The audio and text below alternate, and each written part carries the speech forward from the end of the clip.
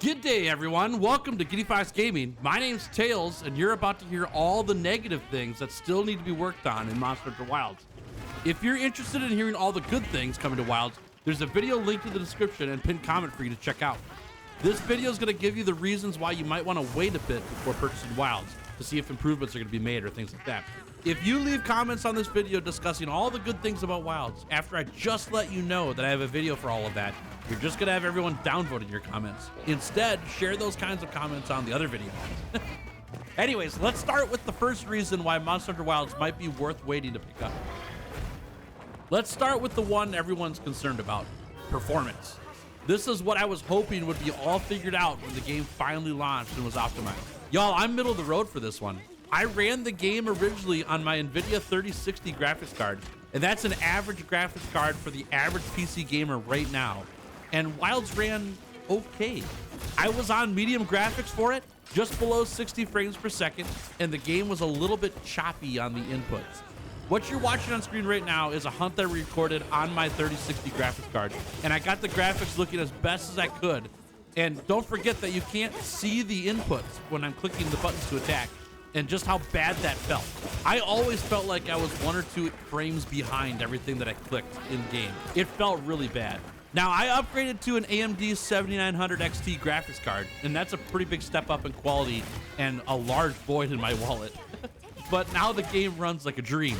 And I talk about this in the good review of Wilds, so you can hear more about that there. But this just confirmed for me that Wilds is looking to push the boundaries of what's needed to make the game look and feel incredible. But this comes at a huge cost financially for the average PC player to upgrade their gear and get a really good look and feel from the game. Wilds already costs, at least here in the United States, a minimum of $70.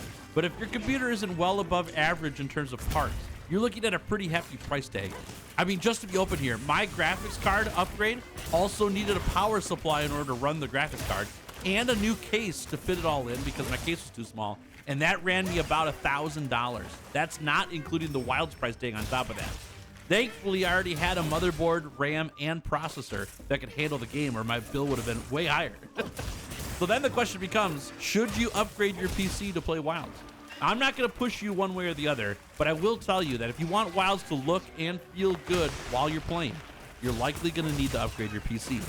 I would highly, highly advise grabbing the free PC benchmark tool for Wilds on Steam to test your rig before you buy Wilds to make sure it runs and looks how you're expecting. The footage you're watching on screen now is from a PC that's able to run the game at essentially max settings, and the average computer isn't able to do that. I don't know the details on console because I don't have one, but from what I've seen on consoles, the game runs pretty great. So it might be cheaper just for Wilds to get a console, but that's up to you. With this in mind, there were still a few things playing the game that were a bit buggy, I think. There were moments in the middle of conversations between NPCs where parts or all of the NPC would just start to shake a bit, and it was really unnatural. It broke the immersion of the game instantly. It felt like this was happening because the model for the NPC was colliding with another object in the world, like it was trying to sit on a mat, but the mat and the model were like bumping into each other, and it just made the immersion of the game break instantly. I did run into another bug on my way to the third area in the game where my mount just didn't advance the story, and I was stuck on a ledge for a few minutes before I saved and exited the game. And when I rejoined back in, the bug was all worked out on my game, but stuff like that is still happening in Wilds, which makes me feel like it shouldn't be. For a game as polished and as big as this, bugs like that need to be worked out before release. And thankfully, the age-old "did you try turning it off and back on again" worked in my case for this bug. And this little stuff just really bothers me. I'm all about immersion in gaming, like I said before. I don't need the meta builds or fast times through games or competition. I just want to feel like I'm in the game. And most of the time in Wilds, I was all in. This game does a great job of getting you feeling like you're experiencing it. But then these small graphic issues would pop up and just shatter the suspension of disbelief. It's one thing if my PC can't run the game because I don't want to upgrade my parts. But it's a whole nother thing if I did the upgrade for the PC and the NPCs are like fluttering all over the place unnaturally, and there's nothing that I can do about it. I hope Capcom gets time soon to find those visual bugs and get them fixed, and that might be worth waiting for before you pick up the game. I didn't realize till much later on in the story that you could advance the conversations by left-clicking, and I wish I had known this sooner. The NPCs, when they're talking to each other and with you, they have these conversations that are happening that they're saying stuff, and it's all narrated, which is great, but there's also text on screen so you can read the subtitles. And I think that the devs were thinking that people are going to need longer to read the subtitles than they are to hear the conversation. And if somebody has the sound off, they're not going to hear the conversation. And so that the subtitles are on screen for quite a bit. And it made these long pauses when NPCs would talk. They'd say their line and then just stop.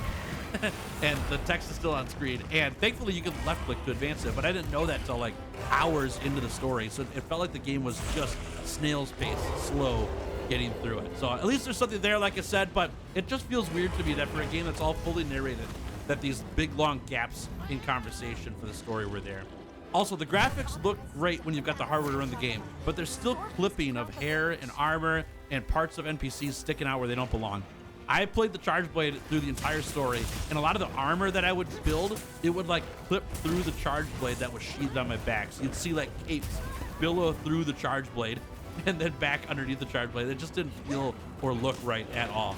A lot of the cinematography has close-ups and zoom-ins on NPCs throughout the storyline, and you see their faces through the campaign, but you can see that their hair, it just disappears like into their shoulders or into their clothing. And it's not like it lays on top of it like hair naturally would. It's the whole model just like disappears into clothing. It feels like a miss. It just feels like that could be fixed so easily, but I'm not an engineer or anything like that, so I don't know. It's these small things though that they seem like not that big of a deal up front, but when you put it in the bigger picture of like what Wilds is aiming to be, it changes the feel of the game completely. I'm gonna put this here because I'm not quite sure exactly how I feel about this yet, but I feel like the story is progressing way too quickly with each of the areas that you're in and the number of story hunts that you need to do to move on to the next area. It's awesome to see more of the game quicker. I'm all about that, but I'm worried that there's not gonna be a lot of content to the game because of this. I did maybe 2 required hunts in the first area before I moved on to the next area, and then 2 more required hunts in the next area before I was on to the next area. I didn't come back. And it just felt weird to be like zipping through all these areas into the next ones. And maybe they're doing it so that you can get into all these areas faster and let players experience what all Wilds has to see. But for me, it's the flip side. It feels like we're rushing because there's not a whole lot to do, and that scares me. Like, and I played the game at a leisurely rate, and I got through the story and the credits rolled at hour 13 for me, which is not, to me, that's not a long game. That's not very much. So I was kind of hoping for more time in each of the regions throughout the story. And obviously this will change based on the player and how hunts go for each player, but I got through the whole story a lot faster than I was expecting. Now, just a quick note here, the credits rolling is not the end of your time in Wilds. There's a whole new set of quests, objectives, and things to grind later on. I was just shocked at how fast the story was because I got scared when the credits started rolling. And I'm not through all the end game stuff. I'm not through all the post-credit stuff. I didn't get enough time to grind out a whole lot of stuff. Just a few quests and the start of the post-story things. It looks like there's going to be a lot to do post-story, but I can't tell you whether it's good or bad or not. And the rules for this review state that I can't give you much information except that there is a high rank with a lot to do in endgame, and that's it. I'm not sure exactly what that means or what that entails since I didn't have enough time in my schedule to play through the whole endgame. So please know that there is more in Wilds than what's done prior to the credits. So without being able to finish the entirety of the post-credit storyline or quest lines, I can't inform you or know how much time you're going to get out of Wilds fully. Monster Hunter titles historically are games that you can put hundreds of hours into very easily, and it's my expectation that this will be the same in Wilds. But based on how fast the storyline was, I'm getting concerned that this one might be different. I'll know for sure on stream when I go through everything in the game. I'll do all of that live, so feel free to swing by and watch the Wilds endgame progression anytime you'd like. But just know, I don't know for sure how much time there is to put into the game. And based on the length of the story, it feels like it's going to be a shorter game, but I don't know. So don't base all your decisions just based on what I don't know, okay? My run through the story in Wilds was really fun, but I did feel like there was a lack of difficulty getting through the story. This is likely because the story is all technically low rank, but the hunts you do in the story sure feel like high rank. This is a double-edged sword because I'm glad that there's these intense feelings and epic hunts that you go into, but when I finished the hunts, I really felt challenged. And that's a new thing for me in Monster Hunter games. And also, please take this point with a grain of salt, because my understanding is that things are going to ramp up in difficulty post-credits. But that's part of the game that I haven't been able to experience yet, solely based on the amount of time I had to play. There's so much left to do in-game that's all outside of the story, and I wasn't given enough time to get through all of it. I did do a few high rank hunts, and monsters were definitely stronger. So we'll see how high rank hunts will be later on, which I can only imagine will be incredibly difficult with the tougher monsters. But the story was a breeze. And I mentioned this here because if you're an experienced Monster Hunter player and you've done Monster Hunter before, I would highly recommend picking up a brand new weapon to go through the story with. You'll add difficulty to your time with the story because you don't know the weapon. Because if you pick one that you already have a lot of time with, you're gonna absolutely dumpster everything in the story until the credits. So if that's what you're up for, great. But if you want to add some time to the story and pick up some new skills along the way, please consider grabbing a brand new weapon to you. You get to add another one to your resume, have more things to play with, and you'll get more out of the Wilds story than what was originally there. So, should you get Monster Hunter Wilds? Well, that's up to you. I don't want to influence you. You need to make decisions for yourself.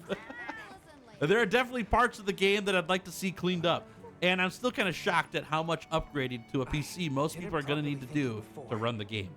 Whether Capcom will keep lowering their required specifications to run the game or not is on them, and it'll completely be up to you whether you're up to wait for that or not. But outside of the requirements to run the game, there's so much to love about Monster Hunter Wilds. I've loved my time in the game, and I've got a lot more I want to do in the game before I set it down. Be sure to check out my review about all the great parts of Wilds to get a full picture of what Wilds is as a whole. And however you decide to go on Wilds, thanks for watching, and I'll see you in a live stream or in the comments sometime soon.